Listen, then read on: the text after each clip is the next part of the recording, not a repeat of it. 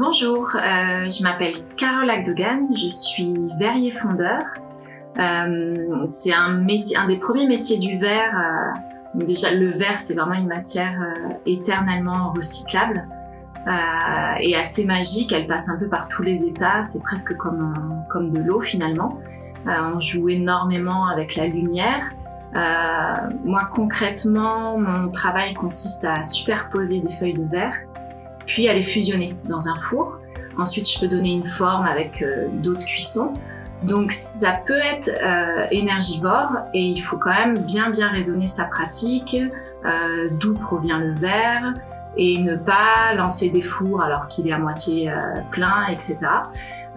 Mais je suis pas du tout dans une production à grande échelle. Vraiment, chaque pièce est pensée, chaque pièce est unique et faite main ici à Montpellier. Donc ça, c'est la partie vraiment professionnelle de verrier fondeur. Donc je crée des luminaires essentiellement, donc le rapport avec la lumière artificielle ou naturelle. Je crée aussi des bijoux, de la décoration, des vases, un peu dans l'art de la table également. Voilà, et après il y a une partie qui est assez conséquente de bénévolat dans la gestion de ce lieu, l'atelier. C'est un projet que j'ai rédigé il y a à peu près 4 ans et avec ma collègue qui est elle maître verrier, Angéline Clermont, qui fait des vitraux, qui restaure beaucoup aussi, donc qui travaille pour le patrimoine ou des choses plus contemporaines. On a vraiment pris en charge la gestion de ce lieu et la création de ce lieu, qui est un lieu qui nous permet de recevoir des clients, de vendre en direct sans aucun intermédiaire et de ramener l'artisanat d'art en centre-ville et pas en périphérie, en zone industrielle. Donc ici, vous avez 8 ateliers d'artistes, artisanes, artisans d'art. Vous avez une boutique et des espaces partagés sur lesquels on discute de nos projets, on mange, on fait des réunions, etc. Et donc dans chaque atelier, vous avez un univers et un métier différent. Et on a toutes, chacune à notre façon, à cœur vraiment d'être dans l'économie locale. Par exemple, la boutique prend la graine, la monnaie d'ici.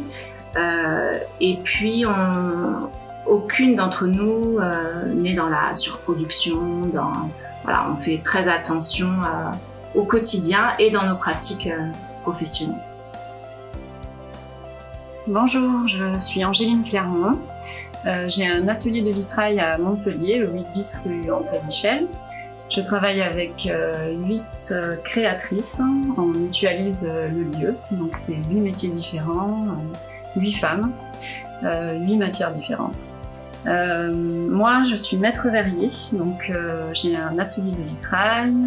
Je fais de la création et de la restauration, donc de la création pour les particuliers et de la restauration pour le patrimoine. Donc je répare les vitraux anciens qui sont cassés et qui ont des centaines d'années et qui, du coup, après avoir été restaurés, repartent pour 100 ans. Ma matière première, c'est le verre et le plomb.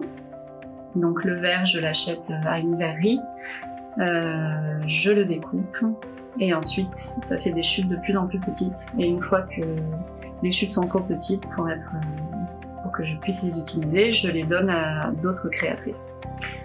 Voilà, le plomb, lui, il est refondu, donc il est traité par un récupérateur de métaux. Je fais aussi des stages, donc je propose des stages d'initiation, de découverte du vitrail. Dans l'atelier, ici, il y a beaucoup de créatrices aussi qui proposent des stages d'initiation. Et voilà, on est très fiers de ce qu'on fait. On travaille dans la région, dans le bassin méditerranéen. Et voilà, on espère que ça durera encore longtemps. Au revoir. Bonjour, je m'appelle Romane, je suis la créatrice de Trinquette Artisanat. Trinquette Artisanat, c'est une marque d'accessoires zéro déchet en textile. J'utilise principalement du coton biologique ou du coton Ecotex. Le but, c'est de permettre à mes clients de réduire leur consommation de déchets, tout en leur apportant une qualité dans leur intérieur pour que les accessoires soient jolis et abordables et accessibles. La fabrication se fait en partie ici dans mon atelier à Montpellier, et je travaille aussi avec un ESAT, donc c'est une entreprise à but social pour intégrer des travailleurs qui sont en réinsertion sociale, qui est au sud du Pic Saint-Loup. Donc l'intégralité de ma gamme est fabriquée tout autour de Montpellier. J'utilise au maximum des produits français. Toutes mes matières premières sont vraiment sourcées. Le but, c'est que ce soit que j'arrive vraiment à pouvoir donner à mes clients la certitude que dans la globalité de la fabrication, le produit a été entièrement fabriqué en France. Et le but, c'est que les gens puissent se mettre au zéro déchet de manière agréable et utile. Voilà. Merci et à bientôt. Bonjour, je m'appelle Fanny, je suis la créatrice de la marque de bijoux Tamis. Donc je conçois des bijoux artisanaux.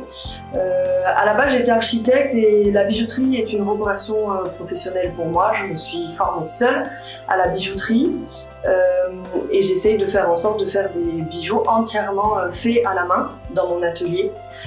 Donc je conçois tout, de l'anneau au fermoir en passant par les chaînes.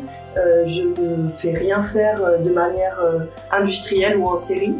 Donc tout est fait par moi dans mon atelier. Ça fait maintenant 8 mois que je suis là, 8 mois que j'ai développé cette marque et à peu près 2 ans que je me forme à la bijouterie. Je fais des bijoux en argent et en pierres semi-précieuses. J'ai aussi une collection en argent plaqué or. Voilà, j'essaye d'axer ma conception pour limiter les déchets de métaux précieux. Donc en fait, j'ai tout le matériel dans mon atelier pour pouvoir refondre mes déchets, refondre des bijoux qui sont déjà faits que mes clients peuvent m'apporter aussi, pour pouvoir après recycler et refaire des bijoux avec. Donc je fais beaucoup de bijoux sur mesure avec de l'argent que je recycle dans mon atelier. Voilà. Et ben merci beaucoup et à bientôt. Bonjour, je suis Maïté, la créatrice de la marque Naoelito. Ça fait 3 ans que je suis bijoutière installée à mon compte et je suis ici à l'atelier depuis 1 an et demi maintenant. Je crée des bijoux en argent recyclé et en verre de Murano et je fais tout moi-même ici dans mon atelier. Donc mon argent recyclé, c'est mon fournisseur qui me fournit et c'était très important pour moi de pouvoir faire quelque chose qui soit en cohérence avec mes valeurs en fait, et notamment pouvoir être certaine que les enfants n'intervenaient pas dans la fabrication du métal que je propose. Et je travaille l'argent aussi parce que pour moi c'est important de pouvoir réparer ce que je propose et qu'il y ait une durabilité totale dans l'objet que je fais, et même si un jour il est trop cassé pour être porté, on peut refondre l'argent et recommencer. L'argent il est recyclable à l'infini. Voilà, et c'est tout. Merci. Bonjour, je suis Claire Faffé, je suis la créatrice de Popeline. Popeline, c'est de la lingerie confort sans armature en dentelle de Calais et matière naturelle et biologique. Je travaille essentiellement avec des dentelles issues des fins de stock de grandes maisons de dentelles à Calais. Et je mêle à des cotons bio, des tencels, des matières naturelles comme la soie et le plus responsable possible. Je travaille également à la commande, donc j'ai très peu de stock. Je refais systématiquement à la demande, que ce soit en boutique ou sur le site internet. Vous pouvez vous faire un des modèles Popeline dans une dentelle, dans un coloris que vous souhaitez. Donc c'est ce que j'appelle la personnalisation. Et aussi en semi-mesure, c'est-à-dire que si vous êtes entre 2 tailles, j'adapte aussi les dos et je fais quelques petites retouches. J'ai vraiment une démarche éco-responsable vraiment de A à Z, c'est-à-dire que ça va dans le choix en fait des tissus coton bio et durable, et aussi dans les fils jusqu'aux étiquettes que j'utilise qui sont en polyester recyclé. Et j'utilise aussi des emballages éco-responsables en carton qui polluent le moins la planète. Je suis aussi lauréate cette année du concours Artisanat dans la catégorie métiers d'art. Et je suis installée à l'atelier depuis le mois d'août. Donc vous pouvez retrouver mes modèles au 8 bis rue André Michel. Donc j'ai mon atelier sur place et un espace en boutique où vous pouvez essayer les modèles Popeline. Et j'ai aussi une gamme de lingerie mariage en coton bio et matière éco-responsable pour le jour J et pour aussi les demoiselles d'honneur. Voilà, c'est à peu près tout. Donc mon site s'appelle popelinlingerie.fr et vous pouvez me retrouver à l'atelier. Merci, au revoir. Bonjour, je m'appelle Elsa, je suis illustratrice depuis 2 ans, installée à Montpellier et j'ai rejoint l'atelier depuis le mois de février, donc c'est tout récent. Je travaille à la main en point par point ou alors au numérique sur iPad Pro. Du coup, je produis des affiches, des cartes postales, des cartes illustrées. Je fais aussi des tote bags. Tout est réalisé dans mon atelier à Montpellier et tout est imprimé, que ce soit le papier ou le textile, à Montpellier. Pour les tote bags, je travaille avec des fournisseurs qui ont du tissu en coton bio, éco-certifié, et les illustrations sont imprimées avec de l'encre écologique. Au niveau des papiers, de l'emballage, je prends de plus en plus de mesures pour que ce soit responsable et écologique. Donc avec le choix de recourir à des emballages et des fournisseurs qui ne sont pas trop loin pour limiter le transport, ou alors à des emballages, des produits qui soient recyclés, comme les prochains tote bags notamment, comme aussi les prochains produits, notamment les carnets qui sont en papier recyclé. Donc voilà, j'essaye de prendre progressivement de plus en plus de mesures pour adopter une démarche plus responsable et écologique. Si mon travail vous intéresse et si vous voulez suivre justement petit à petit la construction de cette nouvelle collection et ces nouveaux produits, vous pouvez retrouver mon travail sur Instagram à elsa.illustration ou sur mon site internet www.elsa-illustration.com. Merci beaucoup et à bientôt. Bonjour, moi c'est Audrey de Cafarnaum Atelier. Alors c'est une entreprise de rénovation et de relooking de meubles anciens. L'idée c'est de leur redonner une seconde vie en les modernisant et en les rendant uniques. Souvent c'est des meubles anciens qui sont fabriqués pour certains par des artisans qui ont traversé les années, qui ont traversé parfois les décennies, donc ils sont encore fonctionnels.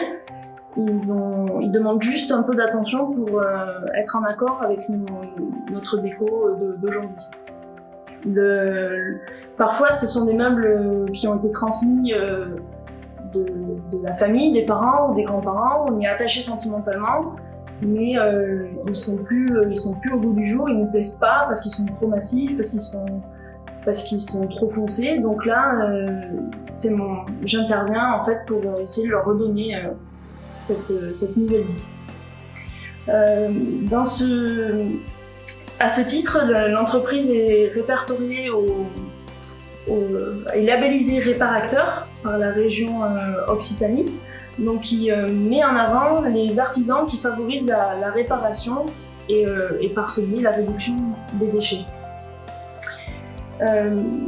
L'entreprise propose 2 formules. Soit vous achetez un meuble qui a déjà été relooké, que j'ai chiné moi-même dans les vide-greniers, dans les brocantes, et qui est prêt à être adopté. Soit vous amenez un meuble à vous, donc que vous avez hérité d'un parent, d'un proche, vous le récupérez, et là on voit ensemble ce qu'on peut faire sur ce meuble. On voit ce que vous voulez faire, si vous avez des idées, on voit comment l'adapter à votre décoration, et si vous ne voyez vraiment pas ce que vous voulez faire dessus, là, je peux vous proposer des visuels sur ordinateur pour vous rendre compte de ce qu'on peut faire avec ce meuble. Tous les meubles sont tous les meubles sont d'abord poncés pour les ramener à leur état brut, pour voir l'état du bois, sa vraie couleur, parce que souvent les meubles anciens sont teintés. Et là, à partir de là, on va pouvoir travailler du coup sur le visuel, le valider avec la personne, et ensuite il est réparé, il est peint et verni entièrement pour qu'il traverse encore quelques années, qu'il y ait une meilleure finition et résistance à l'usure. Dans l'utilisation de la peinture et du vernis, j'utilise des produits le plus possible à base d'eau, qui sont moins nocifs pour la santé et pour l'environnement parce qu'ils dégagent moins de COV, de composés organiques volatiles, donc qui sont moins nocifs. Et ensuite, dans l'idée de réemployer aussi, j'ai créé des plateaux en bois avec des chutes d'anciens meubles ou des chutes de plateaux quand on modifie un meuble, tout ça, pour essayer encore une fois de valoriser ce qui était censé être jeté. Voilà. Donc merci d'avoir écouté et à bientôt.